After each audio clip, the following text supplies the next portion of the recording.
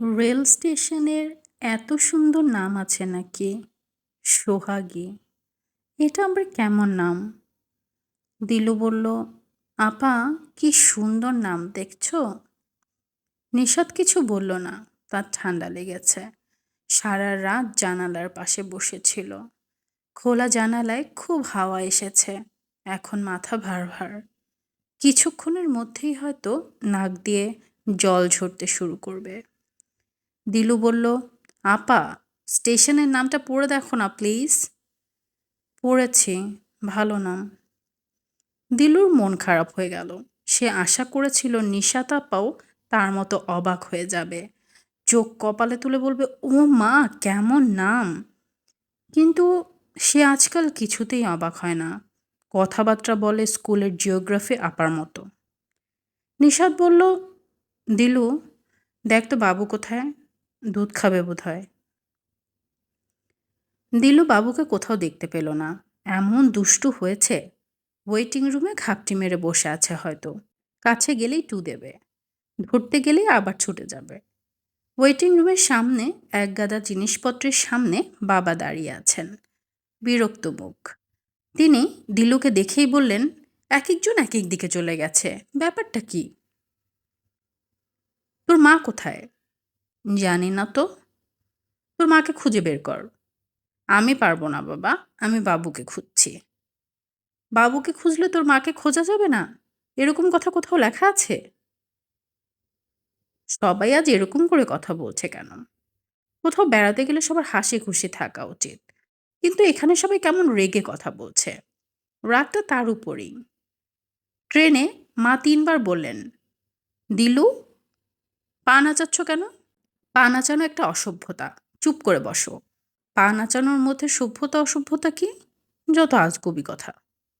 দিলু, বলো। তোর মাকে খুঁজে বের কর। আমার পাইপের তামাক রেখেছে কোথায় সে?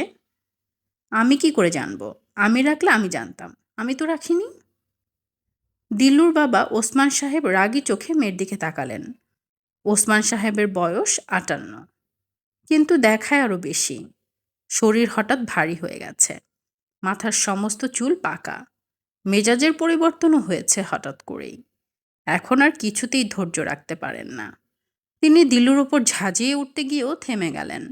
দিলুর বয়স এই মার্চে ১৪ হবে, নাকি ১৫। মেয়েদের এই বয়সটা অন্যরকম। এই বয়সে চেনা মেয়েগুলিকেও অচেনা লাগে, মনে হয় অন্য বাড়ির মেয়ে। এদের ওপর কিছুতেই রাগ করা যায় না। দিলু পরেছে একটা ধবধবে সাদা স্কার্ট, পায়ে মোজা ও জুতা, দুই লাল। মাথায় দুটি লম্বা বেনি। শীতের সকালের রোদে দাঁড়িয়ে থাকা মেয়েটিকে বড় অচেনা লাগছে। এর ওপর রাগ করা যায় না। ওসমান সাহেব বাক্স পেটরা হাতড়াতে লাগলেন। পাইপ ধরানোর ইচ্ছা হচ্ছে, অনিয়ম করা যায়। ছুটি হচ্ছে অনিয়মের জন্য। দিলু ওয়েটিং রুমে কাউকে দেখল না, তবে ওয়েটিং রুমের বাথরুমের দরজা বন্ধ। ভেতরে পানি পড়ার শব্দ হচ্ছে। কেউ আছে নিশ্চয়ই। মা বোধহয় বাবুকে বাথরুম করাচ্ছেন। দিলু ডাকল, বাথরুমে কে? জল পড়ার শব্দ থেমে গেল। দিলু আবার বলল, বাবু তুমি? কোনো সাড়া নেই। তার মানে মা। মা একমাত্র ব্যক্তি যিনি বাথরুম থেকে কথা বলবেন না। দিলু যদি বলে, মা, গায়ে মাখার সাবান আছে? মা জবাব দেবেন না। বাথরুম থেকে কথা বলা নাকি অসভ্যতা। এর মধ্যে অসভ্যতার কি আছে?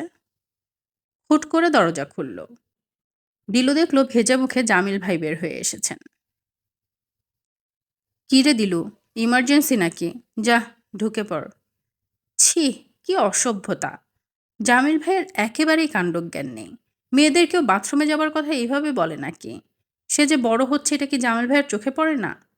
এখন শাড়ি পরলে অনেকেই তাকে আপনি করে বলে। জামিল ভাই বোধহয় তাকে কখনো শাড়ি পরা দেখেনি। জামিল ভাই, আহ, বাবুকে দেখেছেন? না। মাকে দেখেছেন? না। কেন? আপা খুঁজছে বাবুকে, আর বাবা খুঁজছে মাকে। ওরা মনে হয় স্টেশনের বাইরে হাঁটতে গেছে। চল যাই, খুঁজে নিয়ে আসি।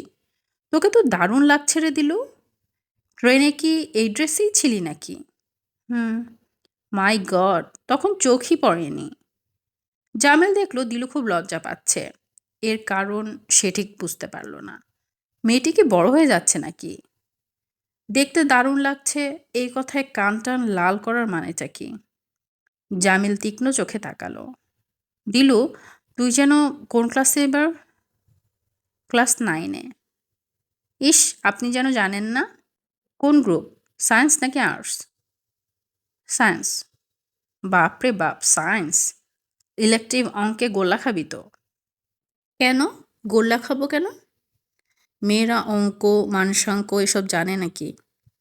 জামিল পাঞ্জাবির পকেট থেকে চিরুনি বের করে বাথরুমের আয়নায় চুল আঁচড়াতে গেল। দরজা পর্যন্ত বন্ধ করল না। কি বাজে অভ্যাস! দিলু শুনল চুল আঁচড়াতে আঁচড়াতে জামিল ভাই গুনগুন করে গান গাচ্ছে। আজি এ বসন্তে এত ফুল ফোটে, এত পাখি গায়। এই শীতে বসন্তের গান। দিলু বহু কষ্টে হাসি চেপে রাখল। সুরেরও কোনো ঠিক ঠিকানা নেই। বাথরুমে ঢুকলেই গান গাইতে হবে এমন কোনো কথা আছে? চল দিলু, দেখি কাউকে পাওয়া যায় কিনা। ওসমান সাহেব একটা কালো ট্রাঙ্কের ওপর বসে আছেন। তার মুখে বিরক্তির ভাব এখন আর নেই। পাইপের তামাক পাওয়া গেছে। পাইপ তৈরি করা হয়েছে।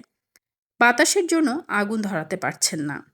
জামিলদের বেরোতে দেখে হাসি মুখে বললেন, জামিল, আমাকে এখানে বসিয়ে এক একজন এক এক দিকে কেটে পড়েছে। ব্যাপারটা কি বলো তো? সম্ভবত ছুটির দিনে আপনাকে কেউ ভয়টায় পায় না। আপনাকে নিরীহ মনে করে। ওসমান সাহেব শব্দ করে হাসলেন। এত শব্দে তিনি কখনো হাসেন না। দিলুও হাসল। কাউকে হাসতে দেখলে দিলুর হাসি পায়। ওসমান সাহেব বললেন, কী রকম মিসম্যানেজমেন্ট হয়েছে দেখলে? স্টেশনে জিপ নিয়ে থাকার কথা। জিপ তো নেই, একজন মানুষ পর্যন্ত নেই। এসে পড়বে। কিছু মুখে দেয়া দরকার। এত বেলা হয়েছে, সবার খিদে পেয়েছে। বেলা কিন্তু চাচা বেশি হয়নি। মাত্র 7:30 বাজে। সকাল হয়েছে মাত্র। তাই নাকি? ওসমান সাহেব বেশ অবাক হলেন। জামিল বলল, আমি দেখি চায়ের ব্যবস্থা করা যায় কিনা। ওইখানে একটা চায়ের দোকান আছে। ওই চা কি মুখে দেয়া যাবে? চেষ্টা করতে দোষ কি? Let us try. ওসমান সাহেব আবার শব্দ করে হাসলেন। তার মেজাজ সম্ভবত ভালো হতে শুরু করেছে। দিলুও হাসল। এখন বেশ পিকনিক পিকনিক লাগছে।